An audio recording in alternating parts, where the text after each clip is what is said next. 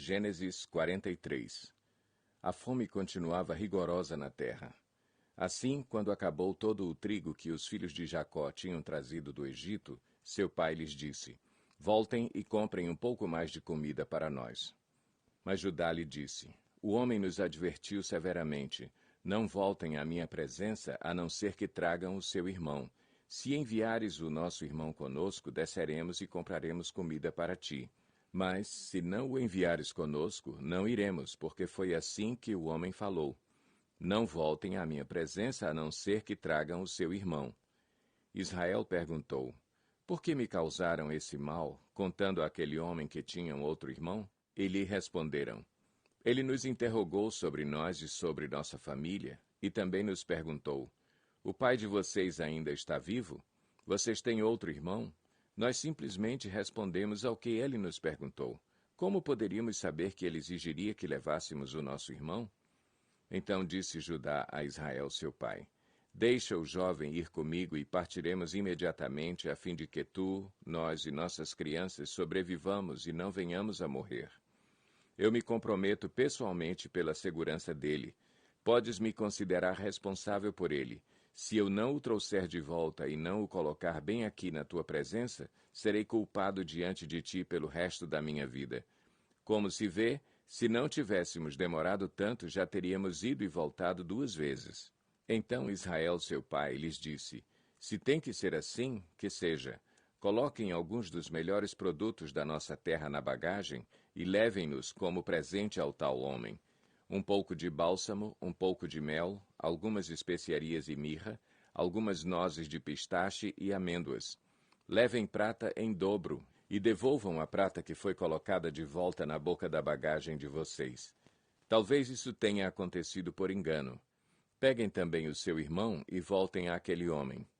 Que o Deus Todo-Poderoso lhes conceda misericórdia diante daquele homem, para que ele permita que o seu outro irmão e Benjamim voltem com vocês. Quanto a mim, se ficar sem filhos ficarei. Então os homens desceram ao Egito, levando o presente, prata em dobro e Benjamim, e foram à presença de José. Quando José viu Benjamim com eles, disse ao administrador de sua casa: Leve estes homens à minha casa, mate um animal e prepare-o. Eles almoçarão comigo ao meio-dia. Ele fez o que lhe fora ordenado e levou-os à casa de José. Eles ficaram com medo quando foram levados à casa de José e pensaram: Trouxeram-nos aqui por causa da prata que foi devolvida às nossas bagagens na primeira vez. Ele quer atacar-nos, subjugar-nos, tornar-nos escravos e tomar de nós os nossos jumentos.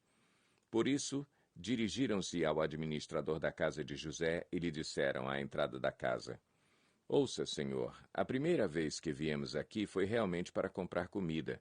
Mas no lugar em que paramos para pernoitar, abrimos nossas bagagens e cada um de nós encontrou a prata que tinha trazido na quantia exata. Por isso a trouxemos de volta conosco, além de mais prata para comprar comida. Não sabemos quem pôs a prata em nossa bagagem. Fiquem tranquilos, disse o administrador, não tenham medo. O seu Deus, o Deus de seu pai, foi quem lhes deu um tesouro em suas bagagens, porque a prata de vocês eu recebi. Então soltou Simeão e o levou à presença deles. Em seguida os levou à casa de José, deu-lhes água para lavarem os pés e forragem para os seus jumentos. Eles então prepararam o presente para a chegada de José ao meio-dia, porque ficaram sabendo que iriam almoçar ali. Quando José chegou, eles o presentearam com o que tinham trazido e curvaram-se diante dele até o chão. Ele então lhes perguntou como passavam e disse em seguida: Como vai o pai de vocês, o homem idoso de quem me falaram? Ainda está vivo? Eles responderam: Teu servo, nosso pai, ainda vive e passa bem. E se curvaram para prestar-lhe honra. Olhando ao redor e vendo seu irmão Benjamim, filho de sua mãe, José perguntou: É este o irmão caçula de quem me falaram? E acrescentou: Deus lhe conceda graça, meu filho. Profundamente emocionado por causa de seu irmão, José apressou-se em sair à procura de um lugar para chorar. E, entrando em seu quarto, chorou. Depois de lavar o rosto, saiu e, controlando-se, disse: Sirvam a comida. Serviram a ele em separado dos seus irmãos e também dos egípcios que comiam com ele, porque os egípcios não podiam comer com os hebreus, pois isso era sacrilégio para eles. Seus irmãos foram colocados à mesa perante ele por ordem de idade, do mais velho ao mais moço, e olhavam perplexos uns para os outros. Então lhe serviram da comida da mesa de José, e a porção de Benjamim era 5 vezes maior que a dos outros, e eles festejaram e beberam à vontade. Gênesis 44. José deu as seguintes ordens ao administrador de sua casa: encha as bagagens desses homens com todo o mantimento que puderem carregar e coloque a prata de cada um na boca de sua bagagem. Depois coloque a minha taça, a taça de prata, na boca da bagagem do caçula, junto com a prata paga pelo trigo. E ele fez tudo conforme as ordens de José. Assim que despontou a manhã, despediram os homens com os seus jumentos. Ainda não tinham se afastado da cidade quando José disse ao administrador de sua casa: vá atrás daqueles homens e, quando os alcançar, diga-lhes: por que retribuíram o bem com o mal?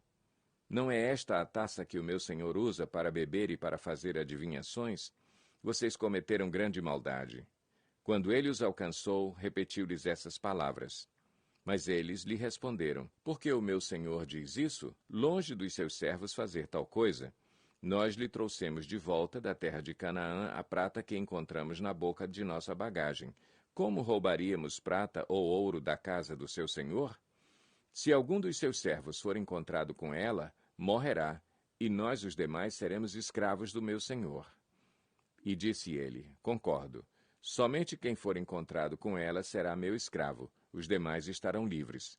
Cada um deles descarregou depressa a sua bagagem e abriu-a. O administrador começou então a busca desde a bagagem do mais velho até a do mais novo, e a taça foi encontrada na bagagem de Benjamim. Diante disso, eles rasgaram as suas vestes, em seguida todos puseram a carga de novo em seus jumentos e retornaram à cidade. Quando Judá e seus irmãos chegaram à casa de José, ele ainda estava lá. Então eles se lançaram ao chão perante ele. E José lhes perguntou: que foi que vocês fizeram? Vocês não sabem que um homem como eu tem poder para adivinhar? Respondeu Judá: o que diremos a meu senhor? Que podemos falar? Como podemos provar nossa inocência? Deus trouxe à luz a culpa dos teus servos. Agora somos escravos do meu senhor, como também aquele que foi encontrado com a taça. Disse, porém, José: longe de mim fazer tal coisa. Somente aquele que foi encontrado com a taça será meu escravo. Os demais podem voltar em paz para a casa do seu pai. Então Judá dirigiu-se a ele, dizendo: por favor, meu senhor, permite-me dizer-te uma palavra. Não se acenda a tua ira contra o teu servo, embora sejas igual ao próprio Faraó. Meu senhor perguntou a estes seus servos se ainda tínhamos pai e algum outro irmão. E nós respondemos: temos um pai já idoso, cujo filho caçula nasceu-lhe em sua velhice. O irmão deste já morreu, e ele é o único filho da mesma mãe que restou, e seu pai o ama muito. Então disseste a teus servos que o trouxessem a ti, para que os teus olhos pudessem vê-lo. E nós respondemos a meu senhor que o jovem não poderia deixar seu pai, pois, caso o fizesse, seu pai morreria. Todavia disseste a teus servos que, se o nosso irmão caçula não viesse conosco, nunca mais veríamos a tua face. Quando voltamos a teu servo, a meu pai, contamos-lhe o que o meu senhor tinha dito.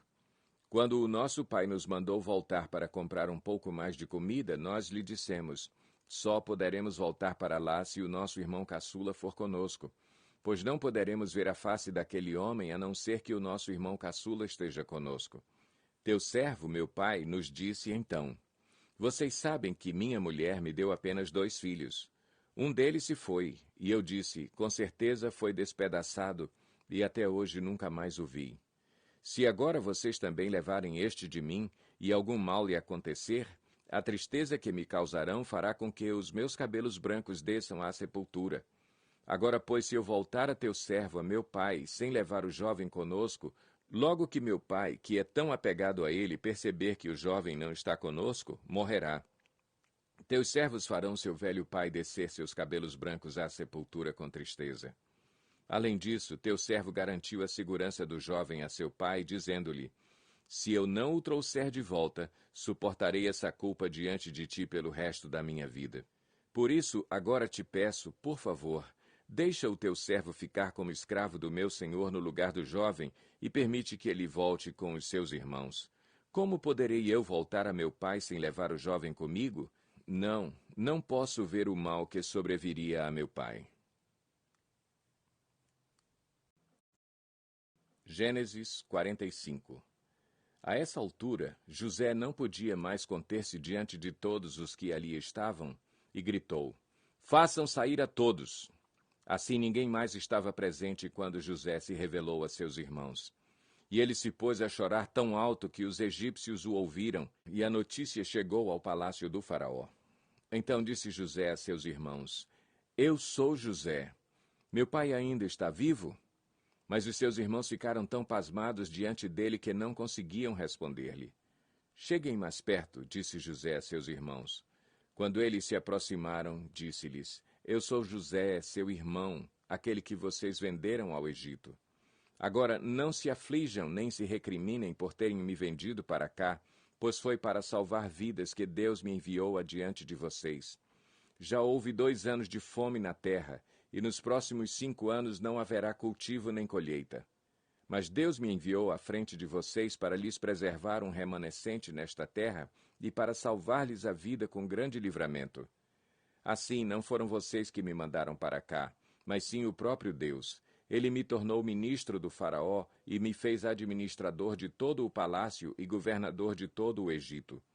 Voltem depressa a meu pai e digam-lhe: Assim diz o seu filho José: Deus me fez senhor de todo o Egito. Vem para cá, não te demores. Tu viverás na região de Gósen e ficarás perto de mim, tu, os teus filhos, os teus netos, as tuas ovelhas, os teus bois e todos os teus bens. Eu te sustentarei ali, porque ainda haverá 5 anos de fome. Do contrário, tu, a tua família e todos os teus rebanhos acabarão na miséria. Vocês estão vendo com os seus próprios olhos, e meu irmão Benjamim também, que realmente sou eu que estou falando com vocês. Contem a meu pai quanta honra me prestam no Egito e tudo o que vocês mesmos testemunharam. E tragam meu pai para cá depressa. Então ele se lançou chorando sobre o seu irmão Benjamim e o abraçou, e Benjamim também o abraçou chorando. Em seguida beijou todos os seus irmãos e chorou com eles. E só depois os seus irmãos conseguiram conversar com ele. Quando se ouviu no palácio do faraó que os irmãos de José haviam chegado, o faraó e todos os seus conselheiros se alegraram. Disse então o faraó a José: Diga a seus irmãos que ponham as cargas nos seus animais, voltem para a terra de Canaã e retornem para cá trazendo seu pai e suas famílias. Eu lhes darei o melhor da terra do Egito, e vocês poderão desfrutar a fartura desta terra. Mande-os também levar carruagens do Egito para trazerem as suas mulheres, os seus filhos e seu pai. Não se preocupem com os seus bens, pois o melhor de todo o Egito será de vocês. Assim fizeram os filhos de Israel.